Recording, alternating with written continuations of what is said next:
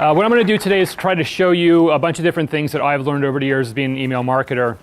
I've been doing this for over 20 years, really kind of since email was a thing. I've had my own agency. I sold it. I went to work for the people that hired me. It sucked. I left. And I'm now working at Inventus Partners, which is right down the road. We do a lot of crowdfunding stuff, so I moved from B2B to B2C, so it's been pretty cool. I also developed a lot of email software platforms, so I had my hand in that for a long time as well. And I wrote a book called How to Win at B2B Email Marketing. It's kind of B2B focused in a little bit, but it's really kind of takeaways for anyone who's an email marketer. So I've got copies over there. I'm selling them at half price, $10. If anybody wants one, I'll also devalue it for you by signing it if you'd like. It did win a couple of awards, so I feel like at least somebody thought it was good. And from the book, there's some tips and takeaways. And you'll see these throughout the presentation. So if you like what you're seeing on the screen as far as the tips and takeaways go, if you find them useful, you like what's in the book, because in the book, these are all kind of pulled out at different places. So you can kind of just go through and almost like leaf through and grab the main points through the tips and takeaways. And at the beginning and end of each chapter, there's all these kind of like tips and finish line kind of type things. So let's talk email. So email is dead, right? We've all heard this, but not too many people know where this all got started. Email's been around since 1971, email marketing since the late 1990s, but in 2009, the Wall Street Journal published this article. It said, "Why Email No Longer Rules." And its pull-out here says, email has had a good run as king of communications, but its reign is over. As soon as they did this, everybody followed suit. PC Week, 9 reasons why email is dead. Facebook COO, email is dead. Bitsblog, email is dead. Fast Company, email is dead. Fast Company thought email was so dead that you could subscribe to their newsletter in the right-hand column. But anyway, email's been around a long time. It's older than all of these things. Does everybody know what these things are? And it's been around for so long that everybody thought that these things were going to take its place. They said AOL Instant Messenger was going to replace email, and then it was going to be text messaging, and then it was Twitter and Facebook direct messaging, and then WhatsApp and Skype and Slack, and all these were going to replace email. While it has a little bit on the personal communication side, it has not largely affected what we do from a business standpoint or from what we do from a marketing standpoint. We're still using email very effectively in those areas. Email is still growing. People think that it's not. It is. It's growing at 26%. There are over 5 billion email addresses worldwide. 57% of the world has an email address. If you think about those numbers, you can understand how big this is, what the reach is. It's really unlimited potential. And whether you're in B2B or B2C, you have huge opportunity with email. 204 million. Anybody have any idea what this number represents? Emails per day. Minute. Who said minute first? You get a free book afterwards. Yeah, I give one away. That's it. 28%. Anybody have any idea what this metric is? If you're a worker in the US, you're spending 28% of your day with email. Average US worker, 28% of their time reading and answering emails. I want to say it's 15% reading and 13% answering, something like that. But if you send an email to someone during the workday, you have a 1 in 4 chance, a little bit better than that, of them actually getting it while they're at their desk, right? Huge opportunity there too. Return on investment for email, $40.56 for every dollar spent. If you do email even marginally well, you can get a huge return on it. A lot of this is because email's a less expensive channel to operate in. It's not because it's always going to give you such huge returns, but the money is definitely there. And if you can do it really well, you can see thousands and thousands of % ROI on campaigns. I've seen it happen. As far as the median ROI goes, email beats a lot of the other channels out there. It beats social media, it beats direct mail, it beats paid search, online display, all of these. So it's a great channel for business. And 73% of people rate email as good or excellent at generating ROI, but most marketers only allocate 16% of their budget towards email. Now again, email is a less expensive channel, but think about what would happen if you allocated 20, 25, 30%, because that 16% of budget contributes to 23% of total sales. So if you're getting a lot more for your bang for your buck in email, you might want to consider what percentage of your budget you're putting towards email, because if you raise it, you're probably going to get better results for your business. So smart marketers know that email equals winning. It's a great channel. It's direct to consumer. You can see exactly what's happening very quickly. You can get analytics. You can get your return on investment. You can do all this with minimal effort. All you got to do is just put it out there, see what happens, follow it, track it, analyze it, and then keep trying to improve as you do more and more. So smart marketers know email equals winning. So I'm going to take you through a little bit now about what I do with my clients when I talk email with them. And really where we start is, this is kind of like marketing 101 a little bit, but you have to plan for success. And the reason why I always start here with my clients is because I tell them that you have to have a goal with your campaigns. Too many people send emails without knowing what the goal is that they're trying to achieve with their messages. If you get an email and you open it and you can't tell what the goal is, you're probably going to discount it immediately, right? You need to be very clear about what you want someone to do and give them a direct way of doing it in their email. Without a goal, you can't achieve success. If you don't know what the goal is for your email campaigns, you're not going to be successful because you have to make that front and center and you have to be able to get to the goals. So what are goals for email campaigns? Increasing revenue and sales is probably a big one.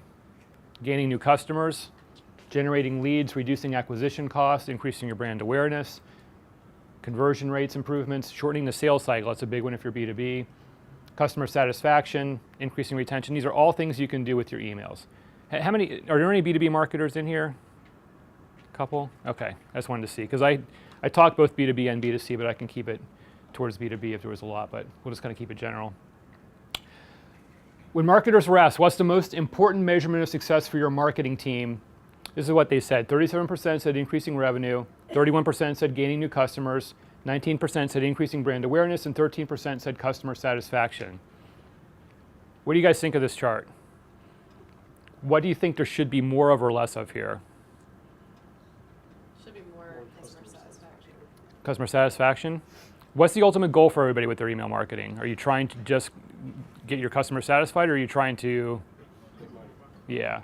So while all these are important, and while I think there's certain times when you want to do all of these, I think what we're really trying to do in the end is we're almost always trying to increase revenue, right? So if you're trying to do some sort of an educational campaign or information campaign or doing something like that to lead people, to make them smarter so they become someone who's more purchase ready, those kind of campaigns still work towards increasing your revenue. So always be thinking about the long tail, always be thinking about where you're pushing people to, what is the goal of your campaign. If it's increasing revenue, really try to push towards that.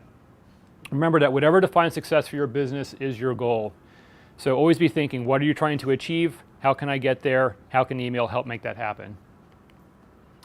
So we can do this by looking at our benchmarks. And so one of the things that I always find is that, as marketers, we send stuff out and then we tend to forget about it. But we have to go back, we have to analyze the results of our campaign, and we have to use that as a way to set benchmarks. And what I like to do is kind of make a game out of this, right? Make a spreadsheet, do whatever you need to do, but figure out what your open rates are, what your click rates are, what your conversion rates are, and then try to improve those for every campaign. You're not always going to do that. You're going to have something to go up and down, up and down, up and down, but as long as the needle is kind of moving in the right direction constantly, that's what you're trying to achieve. If you send something out and it doesn't work, learn from that, fix it, tweak it for next time, make it better, and you'll see the results continue to trend in the right direction. You have to know your audience too, and this is another area where I find a lot of people, we have our list, we have our data, but we don't always know who's in them, right? We might have a couple ideas of people that are in there. But one of the exercises I like to do with my audience is with my clients is go into your database, pull out a handful of records, see who these people actually are, look them up on LinkedIn, follow them on Twitter, do whatever you need to do, but see what's the people, try to understand the people in your database, because these are humans, right? It's not just data, it's not a list. These are people who are receiving your emails. And whether it's B2B or B2C, you have to be able to form that relationship with them and get them to react to your message. So if you don't know who these people are, if it's just a big set of data to you, then you're missing a good opportunity here to try to understand how to connect with them better. So understand who your audience is. Are these customers? Are these prospects, leads, colleagues, competition? Is it the media? Who's in your list? Try to understand that, figure out who they are, because you're trying to form the relationship, because successful brands have successful relationships, all right? Who here has an email that they like receiving, that they read every single time it comes in their inbox? What brand's it from? Yell what brand out or what the email is. What is it? The Hustle. The Hustle. Yeah, I love that one too. That's a great newsletter. Who else? Yes. I think it's called The Journal Okay. by Kevin Rose. And why do you like it? It's just short, it's fun, 5 bullet points of interesting things I'll probably like, hey, here's a cool tool, here's a cool book, here's what I learned. Okay. I'm like, okay, that was neat. So it's informative, educational? Yes. Okay, so you feel like it's delivering value to you. Value. Good, good. All right. Anyone else? Charlotte Agenda.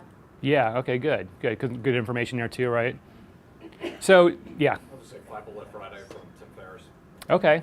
So these are all good examples too, of because they're providing good information to us, right? We find it valuable. We have a relationship now with these brands or these properties because they are giving us high quality things that make a difference to us, right? It's valuable to us. If Charlotte Agenda came out 3 times a day, would you read all 3 of them? Probably not No. when it came out, maybe at the end of the day or something. Okay, but you're reading them 1 time a day and you're probably pretty repetitively going through it and seeing what you like, right? Okay, but this is the thing here is that good content, relevant content is what you're trying to do to establish good relationships, okay? And if you're a brand who's trying to make a difference, that's what you need to be able to do with your clients, is to give them something of value. And if you do that, then you'll form that relationship and you will be the email in the inbox that people are trying to that are looking forward to receiving. So think about the relationships. And in order to do that, the questions you want to answer are, who are you sending to? Who are these people? Why are you sending the message? What do they expect to receive? When they signed up, you gave them a reason to sign up.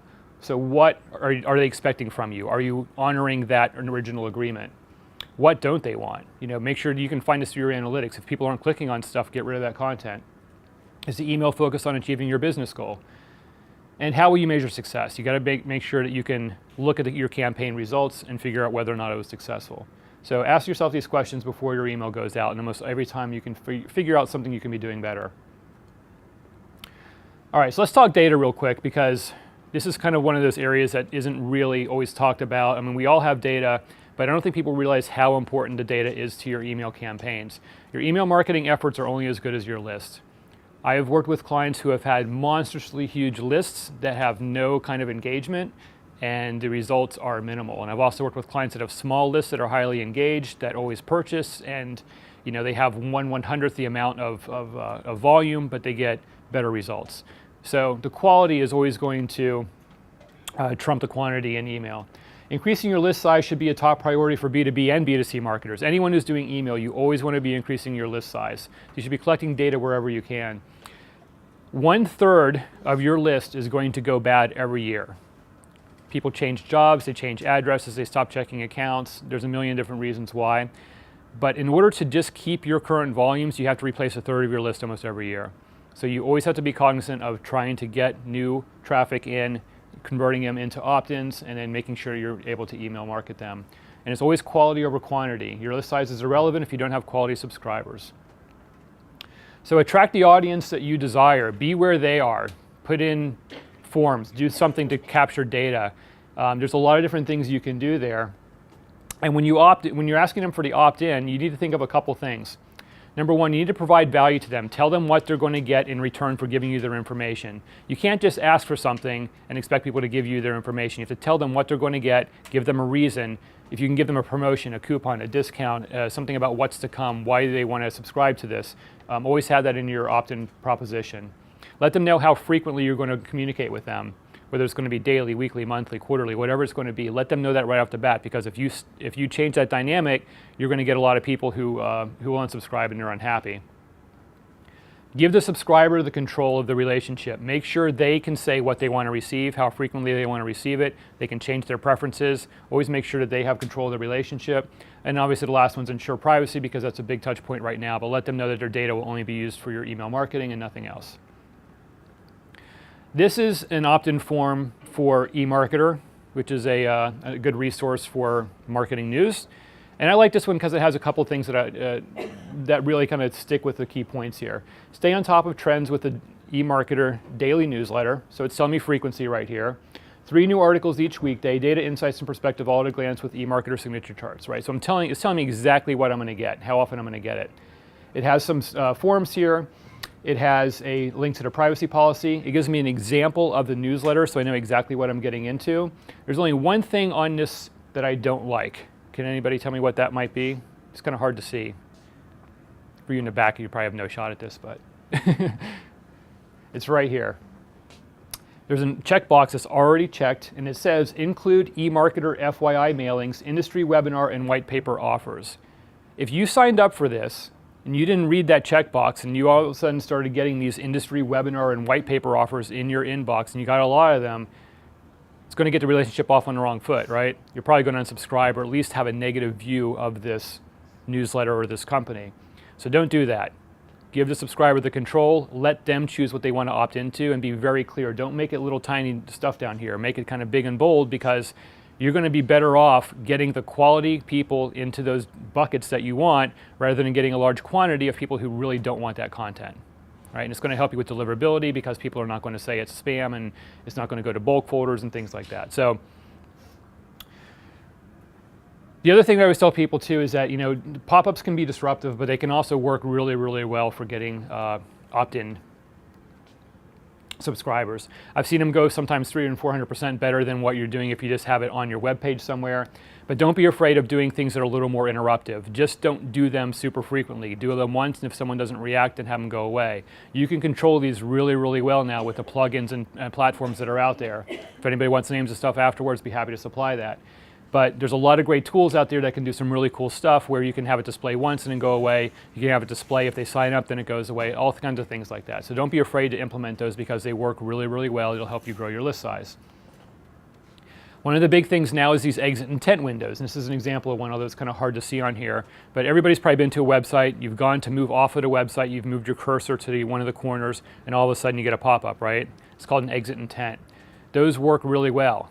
So try to implement those now if you're looking to try to capture data, because that's a good tactic to use, because not a lot of people have done them yet. They're getting more popular, so try to get in now while you can, because I'm seeing really high conversion rates on these, okay? The idea here is that if you don't get someone coming to your site and you don't get the sale, or you don't get whatever conversion that you want, then you have nothing to lose by putting this on there, because if they're leaving your site anyway, then at least you have a shot at getting the email address, which you can then use to keep that relationship going, maybe build it through a nurturing campaign, and then eventually have them convert to whatever you want them to do. All right, where can we collect data? Throw out some stuff for me. Where are you guys collecting data? I think there's probably one really big obvious place. Website, right? Where else can we collect data?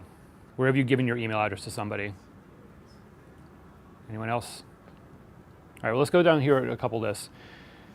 Website's a big one, right? Now on the website, what I recommend is that you have a fixed placement for collecting data on your website, so that it's there on every single page throughout your site. Footer's a good place for it. Might be in the right bar, might be in the header, something like that, but somewhere fixed that people always know where to go if they want to sign up. The reason for this is that if they go into your site and they go a couple pages deep and it goes away, then they have to search to find it. But if it's always there, then they can sign up. And it shouldn't be intrusive. It's just down there with all your other stuff, right? The other thing I recommend on your website is that you have a dedicated opt-in page. And the reason for this is that it has its own URL. You can link people directly to it. So if people say they want to sign up, you can just give them a link. They don't have to go to your site, and you don't have to say, scroll down to the footer to sign up. Just go to a page, boom, it's there. You can also send people there from your social channels, from other emails, from your email signature, from a bunch of other places, okay? So that's my speech for the websites. Surveys are great. Surveys are a beautiful way to collect information. If you only get someone's email address at the beginning of the relationship, but then you want to add more to that email address, have them take a survey, give a reward for that, and then they'll give you the rest of their data. You can get the address, you can get the phone number, you can get whatever else you might need. Events are great places too. Registrations for downloads, point of sale if you're doing any sales stuff at the register, ask for an email. Social media, get people from social media to come into your email list. Even on videos, have a link to somewhere where they can subscribe. Have them go to your dedicated opt-in page. Sweepstakes and promotions are also really good too. The one thing there is that that can be a quality versus quantity issue, because you might get the second, third, and fourth best email address from people, because they don't always give their best email when they sign up for stuff like that. But you're probably going to get some value there. In your business email signature, have a link for people to sign up for your newsletter. Any kind of print materials that you do, mobile apps, anything like that. Always be collecting data, ABCD, always be collecting data. So grab data anywhere you can. Charlotte Biz Journal used to put this out. This one's from two years ago, but they were doing this for a long time. And I talked to somebody who was doing it there, and I was just like, what kind of click-through and return are you getting on this? He's like, every time that we put a tweet out that says sign up for our newsletters, we get a couple more people to come into our newsletters. They would schedule these to go out a couple times a week. He's like, over the course of a year, they get a couple hundred, couple thousand people coming in just from Twitter. Right? Very easy, takes 2 seconds to set up, you're done. Facebook, you can do it too. This is a little bit older as well, but this is something I experienced. Marketo is a marketing automation software. They knew I was a marketer, so in Facebook they hit me up. They asked me if I wanted to download this guide. I was like, yeah, it looks pretty cool. I went and I filled out the form, I got the guide, B2B, right through Facebook, didn't leave the window 5 seconds and I'm now a subscriber, right? So Facebook's an option too, even for B2B. When you have the data, allow people to manage it through the preference centers. So the reason why people are unsubscribing, for number one, is because they're getting too many emails. So if you can offer them a way to scale that back, have them go to the preference center, say that they want to get it, weekly instead of daily or whatever it might be.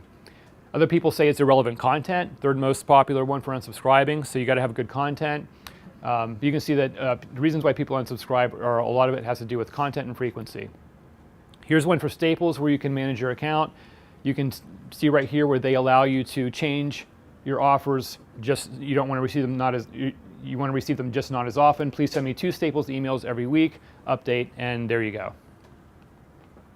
Here's another one too from Email Monks. They do a great job. Choose the frequency of your emails, weekly, monthly, or quarterly. Choose the type of content.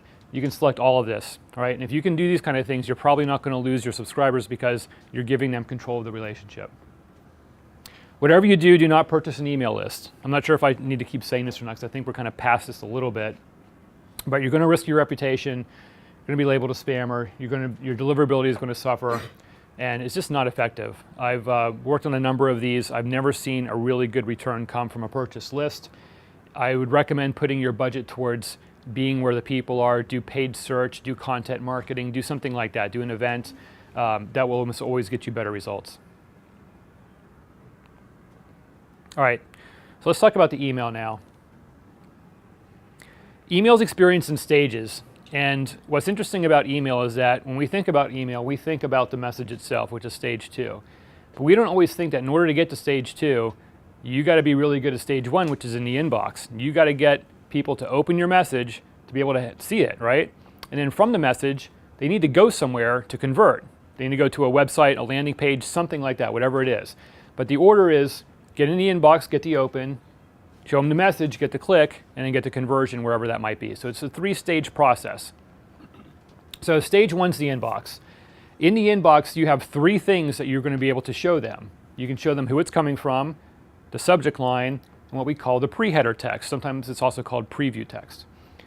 Those 3 things are what you have. The success of your campaign is contingent upon these 3 things creating engagement, right? So we want to make sure that the from name and the subject line and the pre-header text are all as good as they can be because you want to get the open. The from name, I've seen both things work between personal name and business name. I don't have a definitive answer as to which one's better. You got to test it. But what I can say is run with a brand name first. If it's not working, maybe try putting a person behind it. When you put a person behind a business, it sometimes forms that relationship better and you can get better results. But you can't run out the door with it until you establish who that person is, unless you're like Richard Branson or somebody like that. So put it out there with the business name first, try to establish a relationship, and then you can kind of move it to a personal thing. Don't exceed 23 characters, that's kind of like right around there, but anything longer than that might get cut off on mobile, okay? So try to keep it as short as you can.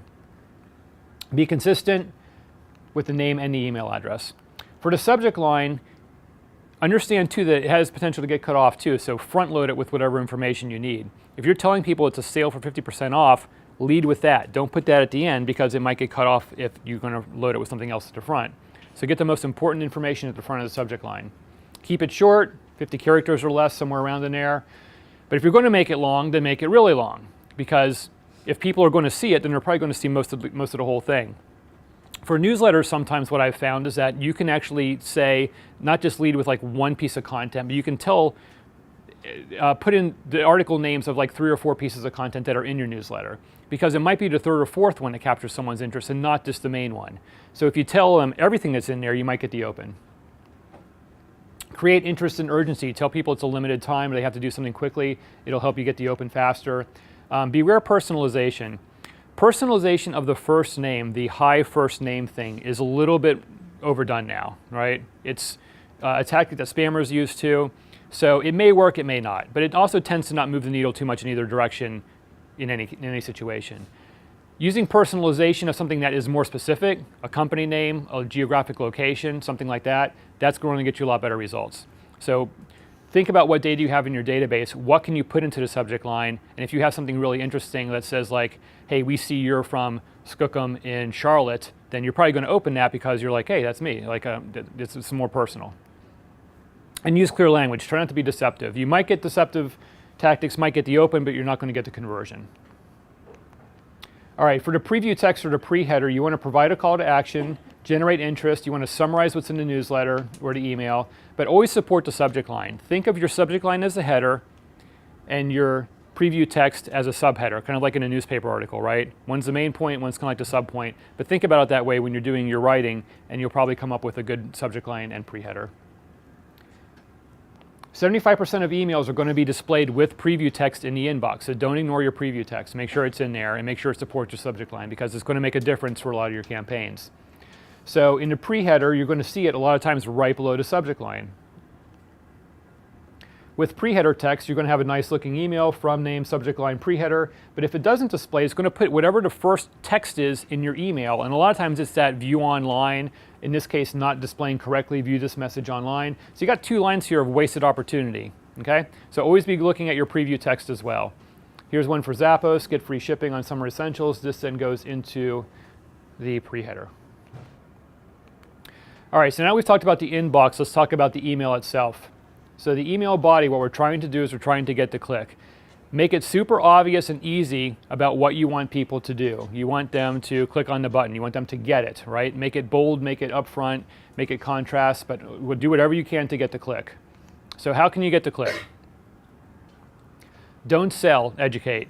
When you're talking to people, people want to be informed, right? We've all talked about a couple of the email newsletters we like getting because it's helping us educate. If we need whatever that person is doing or that business is selling, then we will probably go to them first because they've educated us on that. You don't have to sell every single time. You can put a little bit of promotional stuff in your message, but if you try to educate first, you're going to get much better results. Solve a problem. Talk to your sales team, talk to your support staff, talk to people who are in the field. Ask them what's the first question that they always receive. Make that your next email newsletter. It'll work almost every single time because if those are the problems they're facing, you can put it out there and solve them in an email. Save, save, save. Save time, save money, save resources. If you can do that in an email, it will be valuable to the recipient. Entertain. We think of email sometimes as being something where we can't always get a lot of fun stuff going on, but remember there's always a human receiving your email, even if it's B2B. People like to be entertained. Put something in there, try it out, see if it works. Put a funny tweet in there or something along those lines. It can work really well for you because if people like that, they'll open your email. All right, inform and educate. I think we've covered that. So this is an example of something that I thought was interesting. This is a B2B email from Grainger. They're kind of like the staples, I guess, of business supplies. This is just a graphic of ladders. I remember when I got this email, I sat here and I didn't even need a ladder, but I kind of, looked through it and I figured all the different sizes they wanted and all the different things that they offered as far as the loads go, and that I could shop now all these different ladders. And in one graphic and a couple things down here, they educated me on what they're selling and what the opportunity is for each of these different products. So something like this can even work really well. Just a simple graphic, a simple something like that that helps inform and educate about whatever you're selling, that's going to be better than putting in something that says, hey, 12-foot ladders are, $250, price or something like that. All right, on the copy side, what you want to do there is you want to talk to your customers and not at them. Use language that they're used to hearing. Try not to make it all business speak. Talk to them like you would talk to them in real life, and you're going to get a much better result there too. Always start with the benefit. When you're doing your emails, lead off with whatever it is that's important in your email that you're giving to them. Tell them why it's going to work for them. And if you put that at the top, they're more apt to continue reading down. Be helpful. Lead the recipient towards a decision. This is a good one too because a lot of times with emails, people think that everyone's going to take the time to read the email and they're going to process it and they're going to be thinking about it. It's not really true. People are quick with their emails. They're going to quickly look it over, figure out whether or not it's important to them, and then move on. So if you're not really explicit in what you want them to do, it's probably not going to work. Tell them what you want in the email. If you want them to go download the white paper, have a button that says download the white paper. If you want to watch the video, watch the video. Just don't make it something you have to search for or think about. Make it long enough, but no longer. Shorter emails tend to work better. And when you design your emails, make sure you're doing all the things to help out your spacing and things like that. Use headers and subheaders, break apart the copy, use bullets and lists, use bold, italics, and font sizes variations, use color and white space to your advantage. But what you're trying to do here is you're trying to make it scannable. People don't read emails top to bottom. Very few do. Almost everybody's going to quickly scan your email. If something doesn't jump out and catch their interest, they're going to move on. So give them something to pull out of there. Give them that visual that's going to make it something that they're going to latch onto. So in this email from Twitter, when I read this the first time, I read, give us your feedback, take this short survey, and redeem $100 in Twitter ads, let's go. 3 seconds, I got it, right? If I want to read a little bit more, I can see it's a 5-question survey. Your answers are going to help us, but quick and easy. And the reason why that's good is because it's going to get the click faster, and we have found that short emails work best. Around 300 to 400 characters is your optimal length for getting a click-through from your email. Now, this is not really for newsletters and things like that. Newsletters are going to be longer, and that might give you that little bump out here. But for shorter stuff, keep it short. Okay, the shorter you make it, probably the better response you're going to get. Quick and easy. All right, so now we talked about the inbox, we talked about the email body. Now what we're trying to do is we're trying to get the conversion at the website or the landing page. So we're always trying to drive towards the conversion. So I did B2B email marketing for years, and I worked with MetLife for a long time. And this is an example of when you're still using Snoopy. And in the email, it had a couple bullets here, but it had pretty obvious call to action, send my toolkit, even in text, which was interesting, with a bright red arrow pointing at it. But when I clicked on this, I went from the email to a landing page, which was also styled in the same way. On my landing page, you could do nothing other than sign up. You could just put in your information to get the free toolkit, and you hit submit, and then you get your thank you page. All very similar styled. It made sense. There was no place to jump off, right? You led people from the email through to the conversion. So if you're going to have a landing page, make sure that's all that is there. Don't have links to your blog and social media channels and all that kind of other stuff. Don't have a navigation bar at the top. Give them the one opportunity to convert, and then that's it, okay? You're going to get a lot better result if you just do that and eliminate all the other distractions. All right, and then resend your emails. If you're going to take the time to produce your email content, don't just send it once. Take the email. In most every platform out there, you can easily take out the people who have opened or clicked your email to create a subset of the people who have still not done anything with it. Then change the subject line or the pre-header text, or consider swapping them, which I do a lot, and then send that to everyone who didn't open. I've found that sometimes up to 40% of my conversions can happen from resends. And I'll sometimes resend really important stuff 2, 3, and 4 times to people who don't open. Because if I'm going to produce it, I want to try to maximize its value. And doing a resend is a lot easier than doing a whole nother campaign. So think about that too. Continuously resend your messages if it's important enough to do that. And you're going to get a lot more conversions from that. All right, so mobile. All right, 79% of people use their mobile phones for email, right? Okay. So if you have a smartphone, you're probably doing email on it. 8 out of 10 of us are. Matter of fact, more people are using their phones for email than they are to make phone calls, which is 78%, which I found interesting. But it's much more popular than games or anything like that. Email is the #1 thing people do on their smartphones. Mobile opens in email went from 8% in 2011 up to 56% in 2016. After this, it kind of stagnated. And this is kind of still where we are today. So we've kind of hit that plateau right now. A little bit more than half the people who are receiving your emails are reading them on their smartphones. So you have to think about that when you're creating your campaigns. Most people are getting them there before they're seeing them on your desktop. Most people might only be seeing them in your mobile environment. And if it's not going to work in mobile, it's not going to convert. If you get a mobile email that doesn't look good, what do? 80% of people are going to delete it on the spot. They don't save it for later. They don't go back and look at it on their desktop. It's done. So people unsubscribe from them too, because if it's not going to look good on mobile, they don't want to keep getting them over and over again.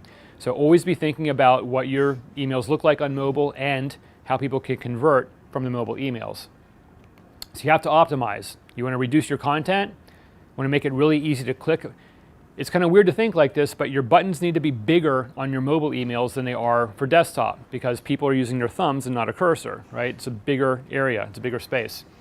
You want to stack your content. Think about your content going like this and not in columns, because columns, when they're contracted and widened, create really awkward reading areas. If you have to scroll down and go back to the top and scroll down again, it's really, really awkward. So stack your content. Remove or link to low priority content. If it doesn't need to be there, just get rid of it. That's kind of a general rule regardless, but especially for mobile.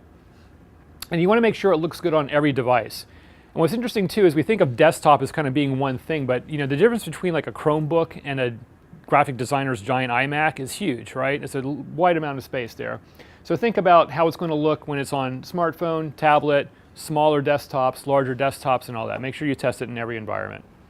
If anybody wants advice on testing software, Litmus or Email and Acid are two really great platforms. Love them both. Test there. Make sure you're using responsive design. That's where your emails will display properly in any different platform or rendering device. People who use responsive design are going to get a lot more clicks than people who don't, because it's going to display better. If you're using any kind of Constant Contact, MailChimp, any of those kind of type marketing platforms, almost all their templates automatically are going to be responsive, so you don't really have to do anything. But if you're making your own still, then make sure your designers and your programmers know how to do responsive emails. Here's an example of a B2B email that's responsive. This is really pretty straightforward. We have a header, we have a column, and a call to action. But what was interesting is that this is actually two graphics. They actually have a split right here, and when it goes to responsive, this one goes on top, this one goes below it. You have your single column as opposed to two. You have your big button at the bottom, which is good. I'd like to see another call to action more closer to the top, just in case people don't scroll down. But outside of that, it's an interesting layout of how you can maximize for mobile from a desktop email. All right, we've talked about relevance once or twice here, but it's really important in emails because relevance is really going to be key to getting the results you want. And you're going to achieve relevance through personalization and segmentation. Personalization is what it sounds like. You're trying to personalize the email for somebody. It's going to improve your open rate, it's going to improve your click-through rates, and it's going to improve your conversion rates because it's more personal. So when you're able to achieve that, you're going to get better results. So you can choose personalization in your subject line, in your message body, in your images, design and layout in your content. Any of these areas are great opportunities for personalization. For segmentation, this is where you're going to take a big chunk of data and create a subset of that to then send something to that subset so that it is a more relevant message to that segment. So you can look at things like the market segment that your contacts are in. You can look at the behaviors that they've done. You can create a segment of people that have behaved one way, have clicked on a certain link, or have expressed interest in a certain product. You can look at demographics. You can look at psychographics. The geography is a good one. Sales cycle stage. I like this one a lot. I work with a couple clients where we would send emails based on where they were in the sales cycle. So if they're brand new to us, they would get kind of like 101 level content. But if they're closer to purchase, we're going to give them much more highly relevant, informative content to try to drive the conversion. If they're already a customer, then they're getting stuff we're trying to upsell, we're trying to retain them for future conversions, things like that. So sales cycle is a good one. VIPs. What's interesting here is that people who buy from you will buy more from you if they feel like they're a VIP. When I do VIP campaigns, I've seen that the level of results might go from someone buying, at $200 a time to buying $300 a time. But if you make them feel special and give them a coupon, they're going to continue to buy more. So it's a weird way to think, but it does work. User history. Oh, something happened here. Title, position, size of the business, where the data was acquired, the source. All these are things that you can segment by. This is the sales cycle. If you can divide people up into these 5 areas, then you can create really highly segmented, personalized communications, okay? So as I was talking about before, if you start off with people who are at the awareness stage, you've just become aware of your business, talk to them one way versus other people that are closer to decision versus other people that have already made a purchase and you're trying to retain them. Here's where your newsletter should come in, right? Your newsletters for people that you already have a relationship with should be different than the people who are just coming into your business. All right, and then frequency. This is going to turn some heads too, but I tell people almost every single time that they're not sending enough email. You can send more email. The thing is that it has to be good email, because the more good email you send, the more opportunity you have. So how you figure this out is that you keep sending emails, you bump up your frequency to the point where your positive metrics start to plateau. Your open rates, your click-through rates, your conversions. And then you look and find where your negative metrics start to increase. Your unsubscribes, your spam complaints, anything along those lines, the lack of action. And then wherever that happens, you then realize that that's where you need to back off from, and then you dial it down a little bit, and that's your optimal frequency.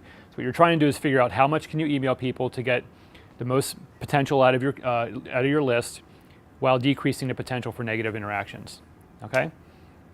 The problem with this is that almost all of us don't have enough content to do the frequency that would get us the best results.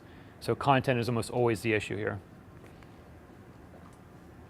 All right, testing is something that we all need to be doing, and I find very few marketers are doing this. I think it's only about 30% or so, but it really is the key, the secret to your success, because if you're not testing things, you're not figuring out what works. So you can test about anything in an email. I won't read them out because you guys can all read, but all these are things you can, a lot of people just do subject line, but call to actions and other things like this are all things that you can do. Even things like try an animated GIF in your email versus non-animated. People love seeing animations, and even for B2B emails, animated GIFs work really well. This is what people are testing. People do the subject line, they try layout, call to action, but these are all things that you can try testing in your emails. You just set up 2 versions, see what works better. When you test, you have 2 types. You have A/B testing and you have multivariate testing. Almost all of us are familiar with A/B, but a lot of people do A/B testing wrong. Do I have it right? No, okay, I don't have a slide in there. All right, so for A/B testing, you want to make sure that your A test is your control. It's what you're always doing, right? It needs to be your control email. Your B test is your variation. That's what you want to change the difference against. So when you get your results, what you're looking at is whether or not B outperformed A, okay? Don't make A and B both variations, because then all you're testing is 2 different things that you're not sure where your baseline is, right? So always make sure that your A is your baseline, your thing that you would normally do, and B is your difference. If you're going to test something, make it a big difference too. Don't just change one word in a subject line and test that, because the lift is going to be minimal. So test it like, do something really different. In the subject line, test a question versus a statement with a number in it or something like that, and see which of those things people prefer. So make it a big change, and then do that multiple times, and if you can clearly see a pattern, then you know you have your winner. Multivariate's a really cool testing tool too, because you can do a lot of testing at once. In multivariate, you're testing multiple things at one time, such as 4 subject lines along with 4 images with 4 call to actions and 4 buttons.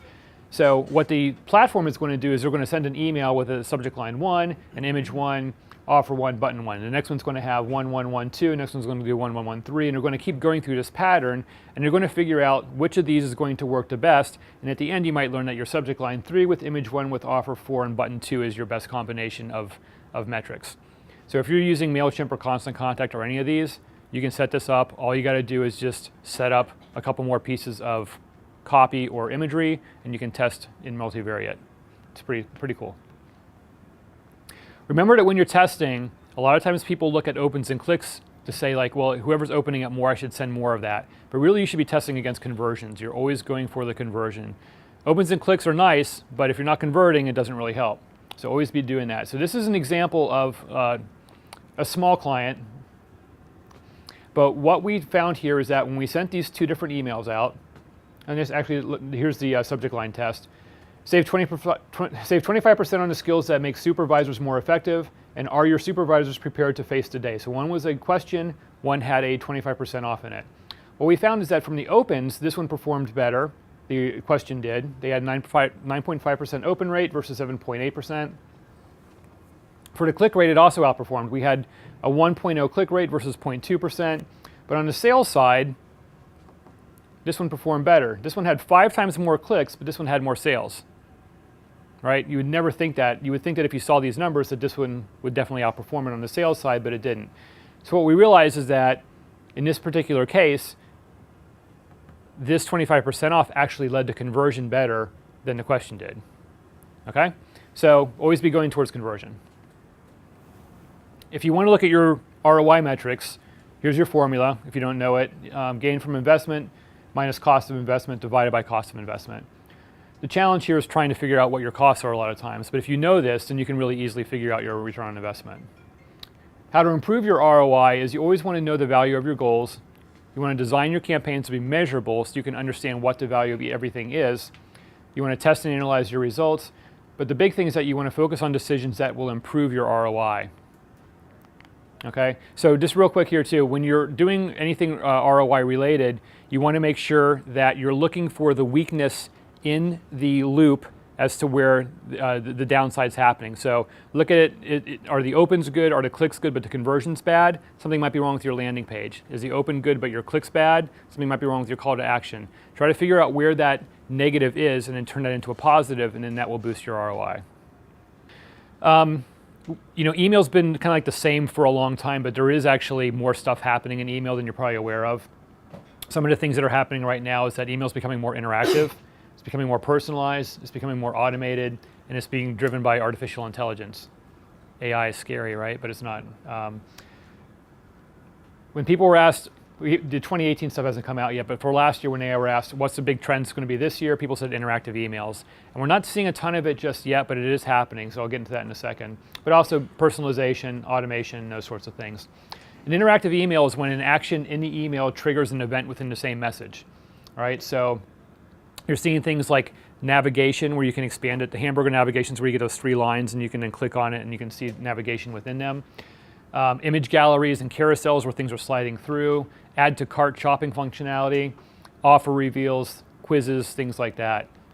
So in this one from Lego, what happened is when you clicked on these different things on the right-hand side, this would change. Really basic, but it's more interactive, but it gives you a lot more opportunity to get some stuff across that you couldn't do before. Here's one where you're starting an email transaction. You go in and you click on the color of the shirt you want, you click on the size that you want, you click add to cart, and then at this point, it then goes to the website.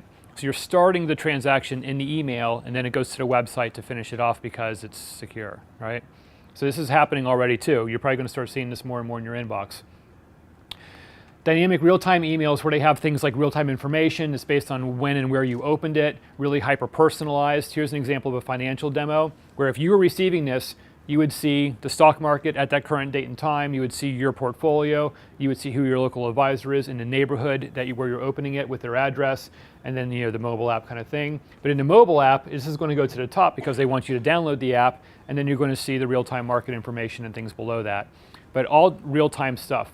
And it's being used not just for things like stock market stuff, but even for things like, I was in New York and I went to a basketball game and I got an email that told me what trains and what the score was, what train stations were near there, what the delays were on there. It gave me real-time traffic information to get there and things like that. Really kind of crazy stuff, but it was really, really neat. It can even tell you like what seats are still available, all those kind of things like that. So that kind of stuff's going to start happening in your inbox. Doing things like live Twitter feeds in the email. This is a really cool thing that Litmus did at one of their events where they had a live Twitter feed in the body of their message. So this is where it was, and the pullout was that anyone who was tweeting with this particular hash, you could then see it in the email, and this would scroll up and down. Now it only worked in a couple different email clients, but if it didn't work, you still got the image as a fallback. So it still displayed something, it wasn't blank. This is actually something you can go to their website and download yourself and try it in your own emails. You just got to basically input the code and input the hashtag you want, and it'll display real-time Twitter feed in your email. It's pretty cool stuff. Predictive is one area that I'm really interested in, and this is where you're trying to use the data that you have to predict what's going to happen next. And I'm seeing this in a lot of places like e-commerce. I was at a conference and Room and Board came up, and they were doing this in partnership with Salesforce. And what they showed was that if someone came to their website and they bought something, let's just say they bought this tan couch, and that's all they bought. But everyone else who had bought this tan couch also bought this coffee table and this blue chair and these drapes and that, that rug and that pillow. So the next email that this person got who got the tan couch had discounts for that table and that chair and that curtain and that sort of thing, right? Because it's all just basically being driven by data. But they're telling people what they want before they even know that they want it because other people have done the same thing. And if you have the data, you can do this pretty easily with email, and you can set up to be completely automated. AI can write your subject line, that sort of thing, and boom, out it goes. And this stuff's happening all the time. You're probably getting these in your inbox right now, and you just aren't aware of it. But all this kind of, Amazon does this to a certain degree already. But really cool stuff where they're trying to predict what you want, give it to you before you know you want it. When people were asked about AI, they said, will it write the majority of content in marketing emails? And most people said in the future that it will. And we're seeing this happen already where I'm actually using AI for subject line writing. And I'm using, and it's going to start going into call to actions next year, but there's some advanced software that can already do that too. So anyway, just real quick, don't think of AI as being a bad thing. Most of the emails that you get that are triggered are kind of already AI already. Anything that you get after you've bought something that says your confirmation with your shipping link and all that kind of stuff like that, that's all machine driven anyway, right? So this is just going to take the next step and actually give you a subject line or something like that too. But all that is being driven by data. It's looking at what people are reacting to. It's saying that, okay, well, this is working, so I'm going to do more of this, and this is going to write that in for you. All right, so just a recap from the start. Plan for success, have a goal for your campaigns, make sure the goal is very obvious. Know your audience, look at your data, try to figure out who these people are, understand who you're talking to. Remember that quality is always more important than quantity. So if your boss is telling you that he wants 1,000 email records, don't do it. Get 100 good ones first, right? Whatever it needs, but it's always quality over quantity. Drive to conversion. Get the open in the inbox, get the click in the message, get the conversion on your landing page or website. Always be trying to convert. Make sure you're mobile optimized because 56% of your recipients are probably having a mobile experience with your emails. And always deliver relevance because that's going to get you your results. And lastly, make sure you're testing all the time. Always be testing, okay? And email is good stuff. Thanks. All right. Thank you all for coming.